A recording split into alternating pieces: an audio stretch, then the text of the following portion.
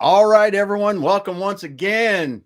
We are here, the Faces of Business. I am your host, Damon Pistolka, and I am excited for our guest today because we got Mike Franz here today from ManufacturingPower talking to us about getting past e-commerce objections. Welcome, Mike. Damon, thank you so much for having me. Excited to be here. Can't wait to chat with you and chat about some fun stuff. Yeah, real good. Well, Mike, we always like to start the show off kind of similar. So let's go back a ways. Tell us a bit about Mike. How you kind of ended up where you are today? Oh boy. Okay, so how did I come up and get into this crazy industry, manufacturing, industrial supplies, all that stuff? Yep. Well, first of all, it's been a lifelong dream to get involved in industrial supplies. I'll tell you that.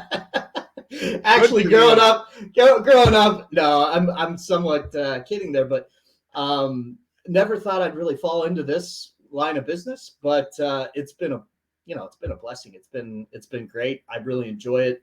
But going back, I always thought I would be in the NBA. But that didn't quite pan out. I did play basketball growing up, but a 5'10" guy that's like me, who can't jump, isn't very fast, and can barely dribble with his left hand. That presented some challenges when it came to that dream. But I went to college to be in sales and marketing, and got a degree in that, and just kind of fell into industrial supplies as a job, and it's kind of grown from there. Cool. So looking back over the history of your sales career, what are some of the things that stood out that you go, man, I never thought I would be in this situation selling stuff? Oh man, that's a good question. And there's a story that I always tell that being in a situation, I'm not going to use any names, but I will tell you the story. At a past company that I worked at, which was a lot of fun, but ran into a lot of challenges. It was actually OEM of a particular components that we made, and I had worked 4 years to go through all sorts of audits through a particular company to actually gain their trust and then their business. And within 6 months, we were failing as far as producing the product that we had signed up to. We won some business, and then we started failing to actually provide the product. And due to that company came up and actually fired us as a supplier. And I was completely devastated. Like, this was, it was a lot of hard work that just kind of went down the tubes. Yeah. And at the end of that meeting, my boss's boss at the time, came up to me, put his arm around me, and he said, "Look, we're better off without them as a customer." And I said, "You have got to be kidding me. I worked my butt off for 4 years to get this business, and you're telling me that because we failed that we're better off without them." And it was a significant contract that we'd signed. And I literally went back into my office, threw my computer against the wall, and basically that was the end of my time at that company. Self-chosen end of time there, but that was a huge lesson. I never thought I would hear that from a very high level person in a company that was a huge learning experience for me, for many reasons. But I never thought I'd be in that situation. Yeah. Wow, that's something. There's something. It was nuts. You think about executives in a company and they're saying, well, we don't want those sales. It's and taking that much effort to get there. You think that before then you would have known that. Yeah, there was a lot of things that could have probably happened in a different way, in my opinion. Yeah. But great learning experience. And you know what? the reason I always like go back and think about that is because learning from your mistakes and learning from those types of opportunities, something, those failures is something that I've tried to carry through, since then and on now. Yeah. Good stuff. So let's fast forward a little bit. So you are now formed ManufacturingPower 5 years ago, been working in there to help industrial supply distributors and the people that use their products kind of marry up better. Let's talk about that a little bit, because Sure. I really think this is an interesting story. And then we can talk about getting past e-commerce objections, because I think it's going to tie together wonderfully. Yeah. So back when kind of the idea of ManufacturingPower was developed, I was working for another OEM company that sold through distribution. And the idea was to basically democratize the same products and the pricing of the same products at volume type levels. So what I mean by that is we would go to 10 different small, mid-sized manufacturing companies and sell the exact same product to those companies at similar volumes. And we would grab pricing out of the air and we would just throw it at them and see if it stuck. And there was no commonality to that pricing. And I thought that was kind of unfair to the end user or the small to mid-sized manufacturer, that if they knew that the guy down the street was paying 30% less than them, they might want to know that. Yeah. So that's how ManufacturingPower developed, and to kind of level the playing field when it came to that. And there's, those are some of the things that started ManufacturingPower, but and now we're in the process of helping distributors as well, as far as identifying local distribution through a mobile app that allows small to mid-sized manufacturers to really be able to find these distributors, these local distributors, find price and availability at local distribution, which is pretty exciting stuff for us too. Yeah. Well, it is. Distributors aren't the best at marketing themselves. They're really good at moving product. Yeah, no doubt. And that's good. I coming back to this, what you're talking about, leveling the playing field. I really, it's an interesting thing to think about, because, if you are using supplies, whatever it is, and I mean, supplies is a huge cost in a lot of manufacturing companies. And if you're saying that there's a lot of I shouldn't say flexibility, but there's a lot of price differential. So if I'm buying 10,000 of this and I'm company A and I'm paying $1, and I'm buying 10,000 of this in company B and I'm paying $1.25 or 95 or 85, and we're not seeing that across the board, you're right. I didn't realize that existed as much as you're saying it did. I thought basically, hey, I'm going to buy this from company X, distributor X, and I'm going to get it if I'm at quantity, I'm going to get it pretty close to the same price of the person down the street. So yeah, I mean, I'm taking that example, 30% higher. Maybe that's a little bit of an exaggeration, but in some cases it is that high and higher. Yeah. But yeah, I mean, to level the playing field, I mean, I look at it like, many times I'll use cars as an example. So you go into one dealership, you're looking at a Ford Mustang, and I don't know, you probably like driving real fast. I can just tell by talking with you, but you go in, you're looking at a Ford Mustang, and from one dealership, and they got the sticker price on there. And then you do the negotiation and you get it down, $5,000. Let's just say that. Then you go to the next dealership and, they give you it for $6,500 off the sticker price. And it's like, it's kind of the same deal. Yeah. If your negotiation skills are good, you get a better price. If you're buddies with the sales guy, you're going to get even a better price. It's all that kind of stuff that comes into play. So, just kind of a example that everybody can kind of relate to.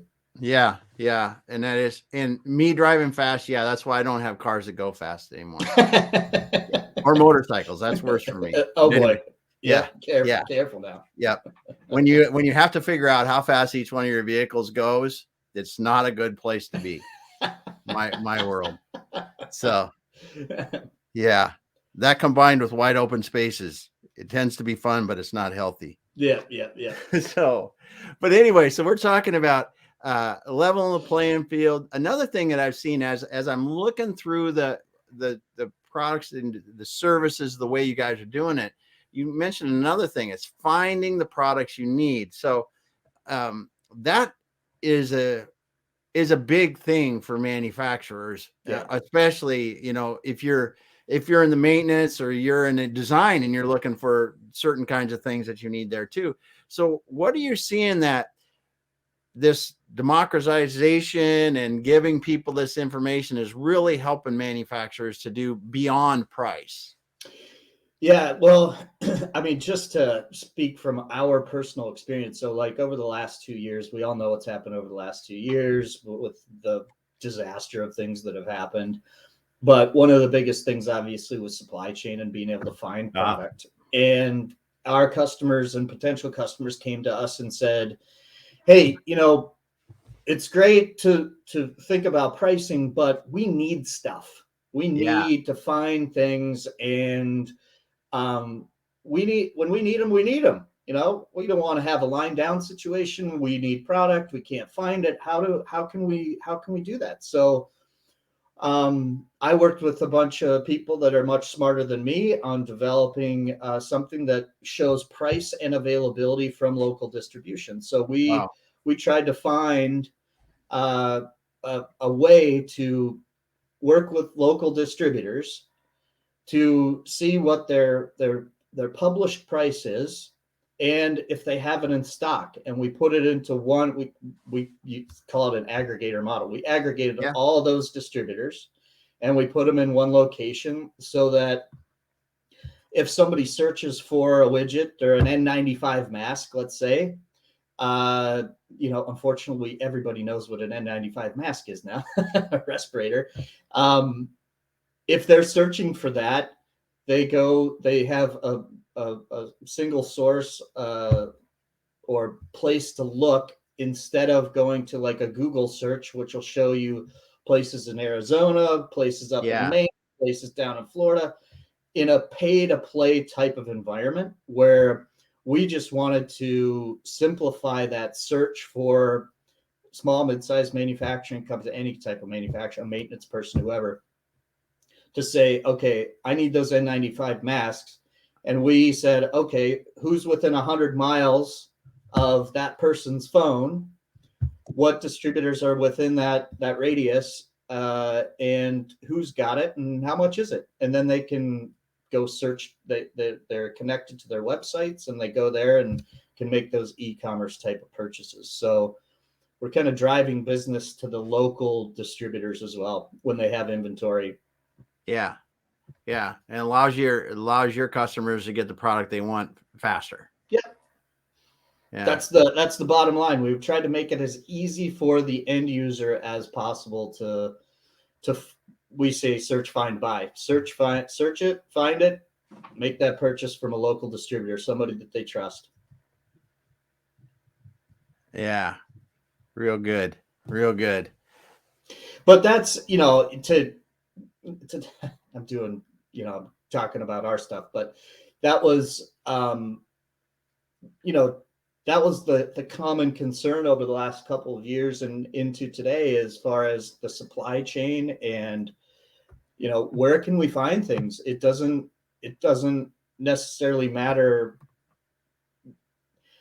where they get it from. It's just, hey, we need to find industrial, in their case, industrial supply products that that fit their needs. And that was it continues to be a challenge. Yeah. Well, and as we talk about this now, I mean, it's going to become relevant why we're going to talk about getting past e-commerce objections, because when you went out to do this and you started talking to these local distributors, and this is why we want to talk about this, because I think if you're a distributor listening to this, this is going to be a very relevant conversation for you to write down a couple notes here, because everybody is looking to grow their business. Maybe someone's not, but the vast majority of us are. Yeah. So when you went out there and you said, hey, distributor person, I have this thing that will put you together with more customers, allow you to be found easier and not in the pay to play standpoint. Yep. What are some of the objections that you heard from them and why they wouldn't want to do that? Yeah, the number one objection is showing their list price. They want to put up many times they'll want to put up some sort of paywall or make it more difficult for the end user to actually access that visibility. And I have my opinions about that, but it's that, and it's a concern about the race to zero as far as margins in a low margin business in many cases. Oh, yeah. And I certainly understand that the concern about pricing and showing that, but there's a couple things that have come to light, and over the last couple of years. One is just because many people in procurement positions were sitting at home over the last 2 years, and their buying expectations have changed a little bit. You got Amazon out there where you can you go on there, you search the product, you see the price, and you make that purchase. Well, that there are other aspects of the B2B sales cycle, obviously, or the sales process that we know about, but the expectation from the end user is that. And it's like, okay, do I want to buy from somebody where I can go on their website, I see the price, I make the buying decision, I click the button, and it's done, and it's shipped to me that day? Yeah. Okay, that's pretty easy. That's awesome. Or do I go on their website, I've got to fill out a credit application, I've got to wait 3 days for that credit application to be approved, I need to log in, I need to set up special pricing, I need to do all this and that. And with all those obstacles to overcome to make a purchase of a $20 item, and what you need to get it to your facility to avoid a line down situation. Yeah. What do you get? What's that? What's happening there? So it's what we have seen is that the user experience, taking down those buying walls and making it a lot easier for a potential customer to make that purchase is huge. Yeah. Yeah.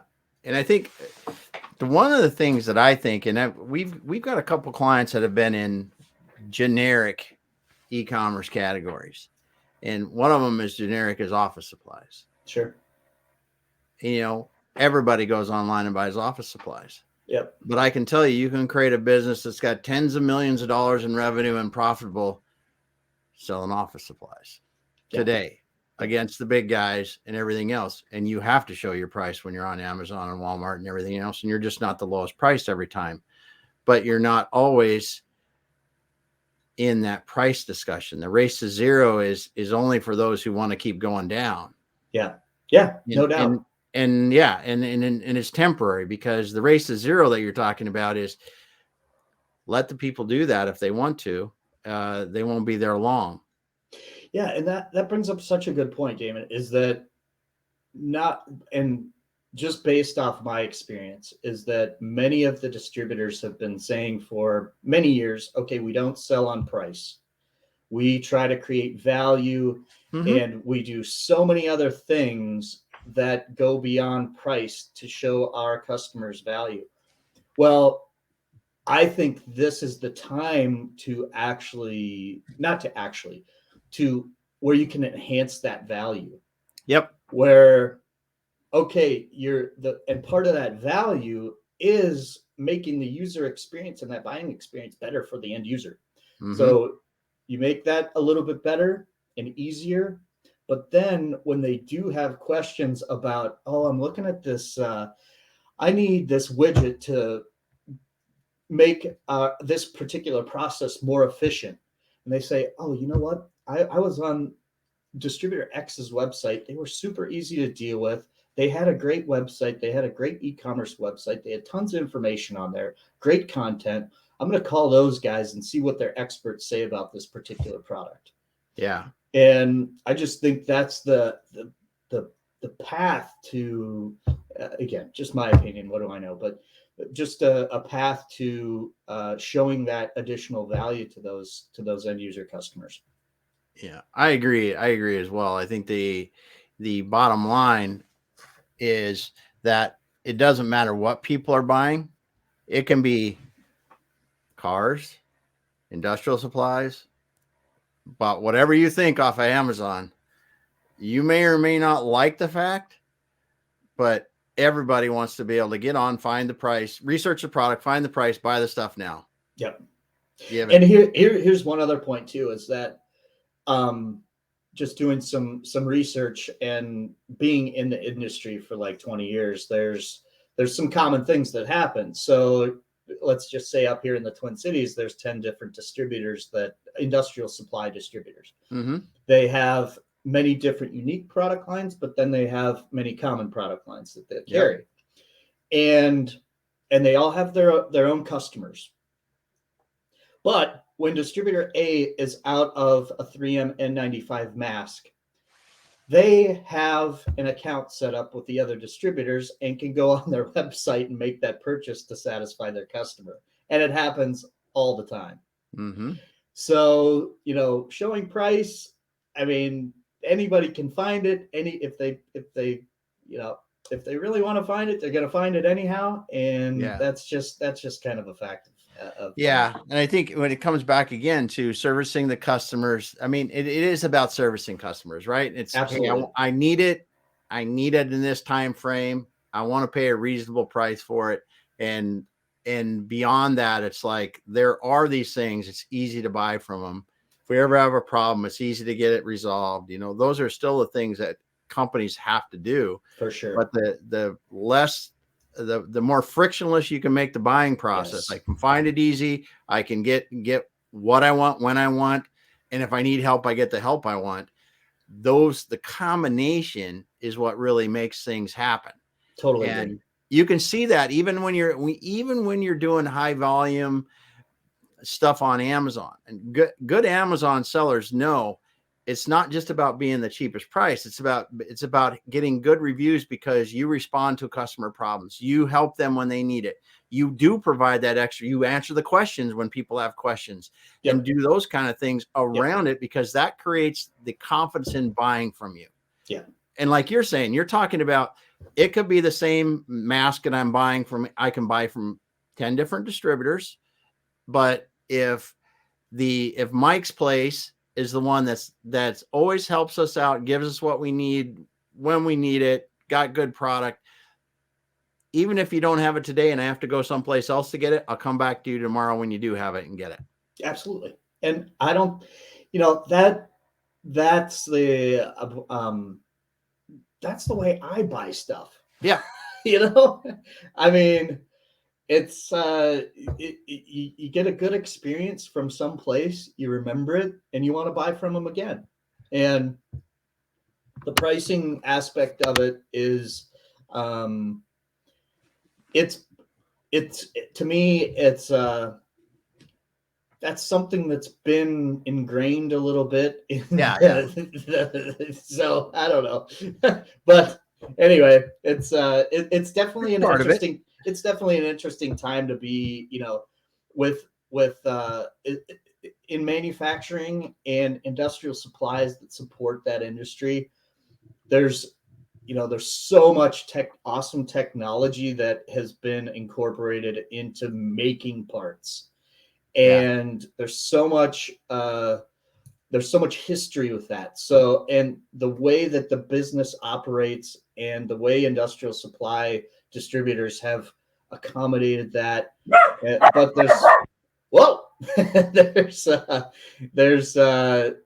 it's just been done that way for so long. But it's very cool that things are slowly changing as well in the mindset of how or what the end user customers is demanding. So it's pretty cool. The thing that's happening as well too, that I think that companies are beginning to realize is, whether we like it or not, the people that are buying are younger than they were 10 years ago, whatever. And we're working through these generations, right? And the people that are buying now, they grew up with a phone in their hand. They grew up with Amazon. They grew up being able to buy like this. People my age, I can still remember having to call somebody up to buy something, right? That just doesn't happen anymore. And we have to, all throughout whatever business we're in, you really have to understand who your buyers are better and how they want to buy.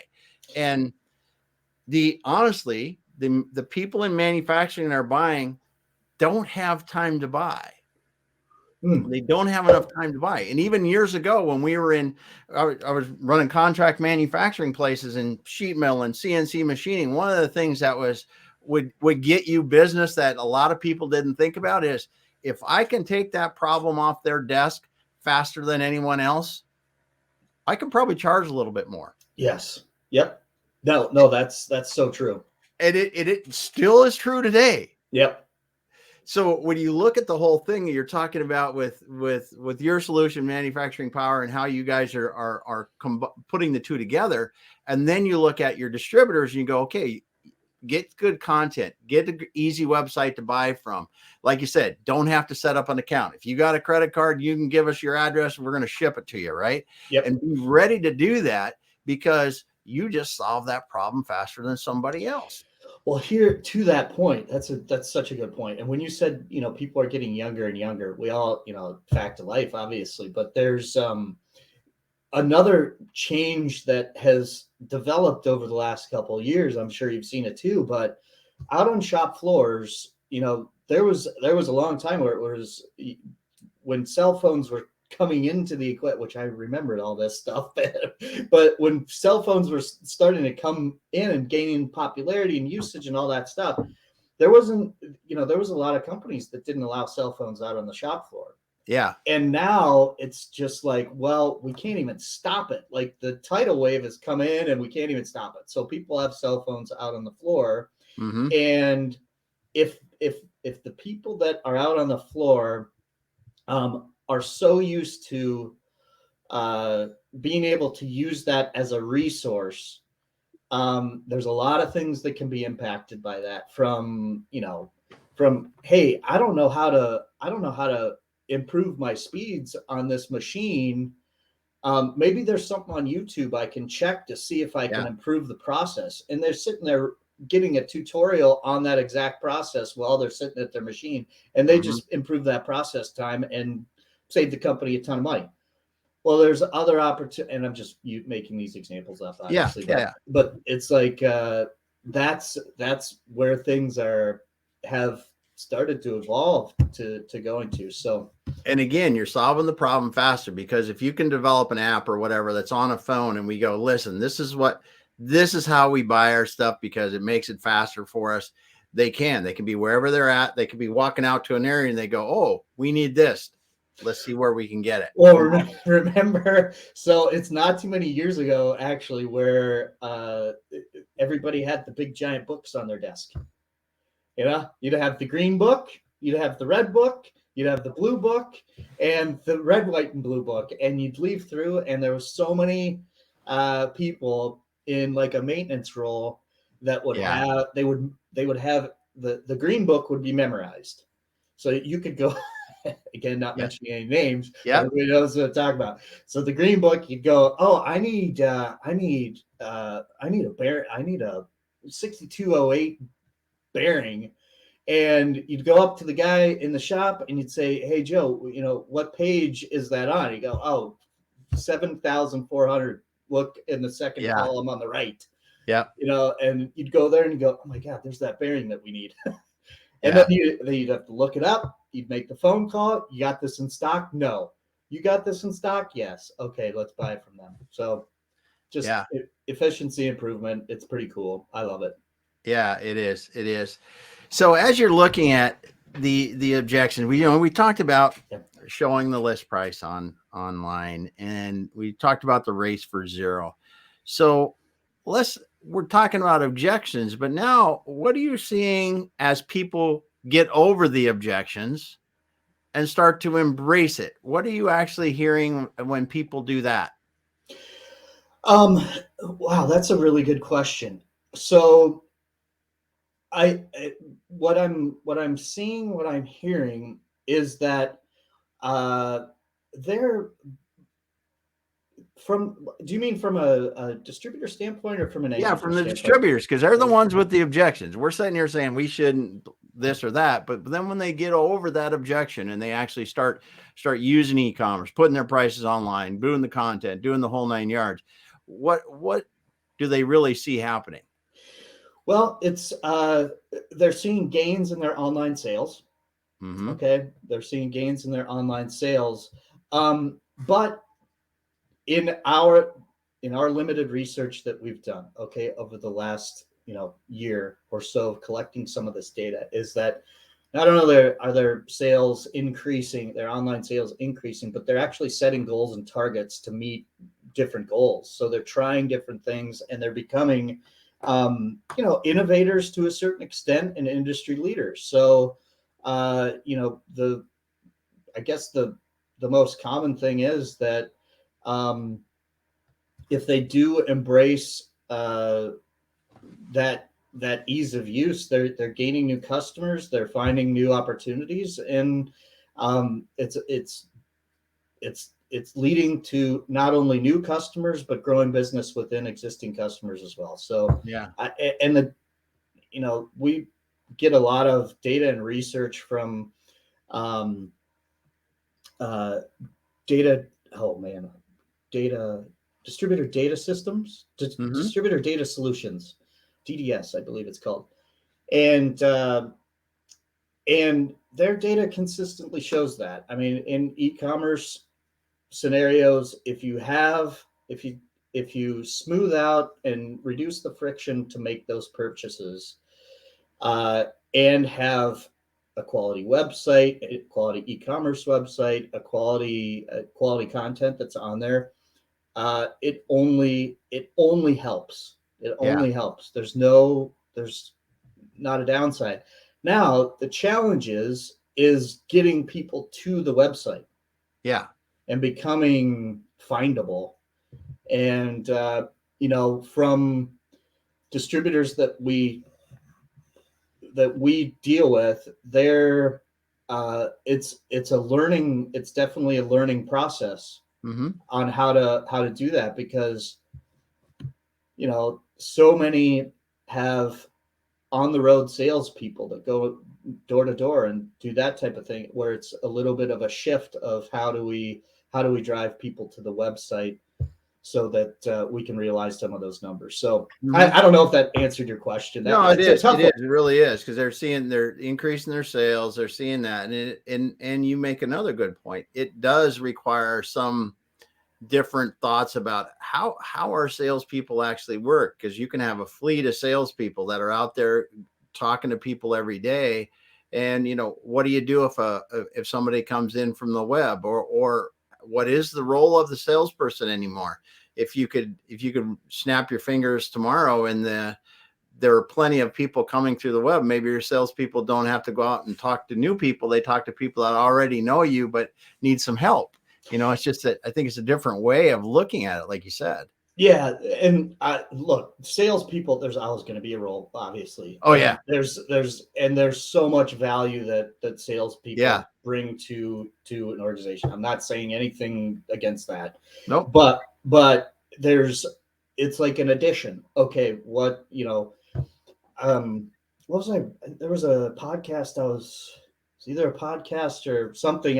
Something I was looking at an article or something where it equated some of these new types of processes to when way back in the day when everybody found what they were looking for in the local newspaper. And it was like, okay, I go into the newspaper and I find the industrial distributor that's in my town. Okay, there they are. And that's how people used to do that. Well, then TV came along and TV commercials. Oh boy, okay, now I know there's 3 because there's TV commercials for that. I didn't even know they were there. I'm going to start calling these guys. Well, it's kind of that evolution as well. And I'm not saying anything that's groundbreaking or anything like that, but it's just it's an evolution to the sales and marketing process that distribution is. Either they embrace it or they decide to go in a different direction. Yeah.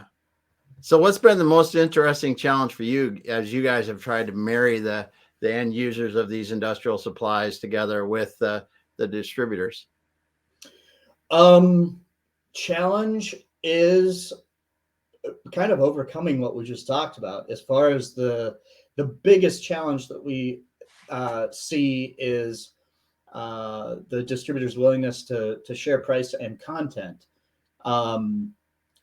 because they want to protect that as an asset, which I certainly understand. And that's been, that's a challenge that we try to overcome every single day. And there's there's ones that embrace the change and ones that choose to go in a different direction. Yeah. Awesome. So as you're looking forward, what's exciting you for 2023? Oh man. Well, I have such, as you can tell, I'm talking about our business the entire time, but which I apologize about, but man, I am so jazzed up for things that we have coming up on our product roadmap that is really designed for end users and distributors to kind of marry you keep going like this, which I love that, but like we're trying to marry those two even more. We're in the midst of a beta test for our this is a little product placement here, but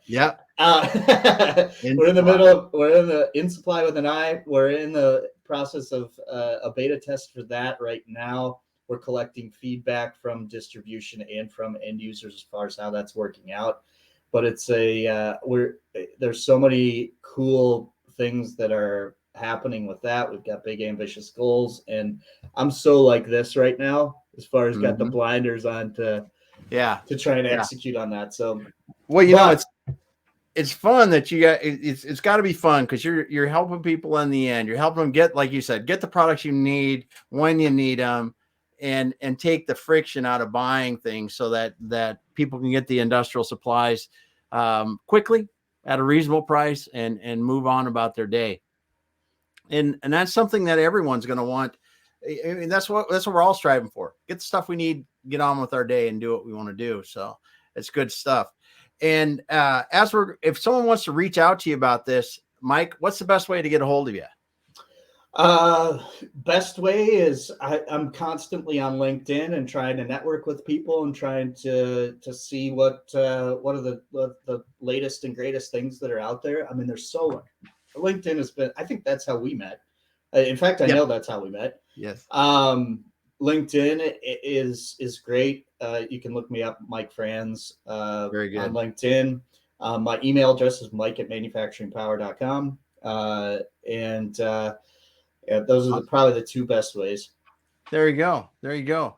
Well, I tell you what, Mike, thanks for stopping by today. Cause I really, this getting over these e-commerce objections. It doesn't matter if we're talking today about industrial supply distributors, but we talk about this with manufacturers, OEM manufacturers. You talk about this with contract manufacturers, and what is happening. And it is because you said the buying expectations are changing, continuing to change and do it. And people are expecting to be able to buy things right now if they can.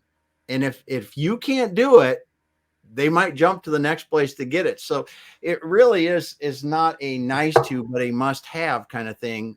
And it's just getting more and more that way every day. And it's great seeing you help them. Well, Damon, I appreciate that very much. One last thing as far as that goes, if it just popped into my head, and there's so many times that I try to kind of relate our stuff to people. And when was the last time that you bought an airplane ticket, and how did you go about doing that? Yeah. You go on Kayak, you go on Priceline, you go on any of those places, and they've got all the different carriers, price, they've got all that stuff. You choose one, bam, done, make the purchase, and you're out the door. So yeah. I don't know. There's so many other markets and areas that it works in, and well, it's just very cool. It's just very cool. Is. You're helping the industrial supply distributors in this area. We've seen things on when you look at, if I'm like a sheet metal fabrication place, I saw it a few months ago, where you literally can drop your design and you get a quote instantly. Yeah. Right. Yeah. Yes. It's not for somebody that's wants 14 million of those things, but listen, most people, they're looking for a reasonable price and get an idea. But if I want that thing and I want it and I need it fairly quickly, or I need some pricing for reference to buy later, whatever it is, that piece is really important. Huge. And, I look at, there's so many different applications out there that by using, just being able to make the process easier is such a huge thing. And if you're the one that makes it easier, I think you're going to win in the end. It's just, you just mentioned that. The technology and the focus, like on that specific example, how cool is that? You can put in the specs of what you're looking for. You can submit a drawing or whatever, and you get something like that. And it's just, I get so pumped up about it, because that's the technology portion of it is really driving that simplicity and that ease of use, which is very cool. I just love it. So good. Well, Mike, thanks for being here today. Thanks, appreciate you stopping by. Absolutely. Thanks everyone for listening today. We're going to shut her down for now. We'll be back again next week. Mike, hang out for a moment and we'll talk. Thank you so much. Thanks everyone.